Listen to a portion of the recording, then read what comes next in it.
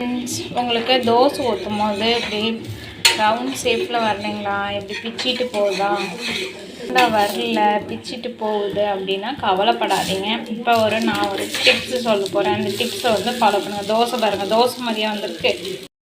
கொடுமையாக தோசை சுடுவோம். அந்த தோசையை பார்த்தா கூட நம்மளால் சாப்பிட முடியாது. அதுக்கு நான் ஒரு டிப்ஸ் அப்படின்னு பார்த்தீங்கன்னா, இப்போ தோசைகள் வந்தாச்சு. இதை நம்ம லைட்டாக சிம்மில் வச்சுக்கலாம். சிம்மில் வச்சுட்டு பெரிய வெங்காயம் இருக்குது பார்த்தீங்கன்னா, அது ஒரு பெரிய வெங்காயம் கட் பண்ணி எடுத்துக்கோங்க. அப்புறம் லைட்டாக எண்ணெய் விட்டுக்கோங்க. லைட்டாக எண்ணெய் விட்டோன்னே அந்த வெங்காயம் இருக்குது பார்த்தீங்களா, அந்த வெங்காயம் எடுத்துகிட்டு நம்ம லைட்டாக ஃபுல்லாக தோசைகள் ஃபுல்லாக நம்ம தேய்க்கிறோம். நம்ம தோசைக்கல் ஃபுல்லாக தேய்ச்சதுக்கப்புறமா நம்ம தோசை ஊற்றுறோம் அப்படின்னா தோசை நீட்டாக சூப்பராக நம்ம எந்த ஷேப்பில் ஊற்றுறோமோ அந்த ஷேப்புக்கு அழகாக வந்துடும்.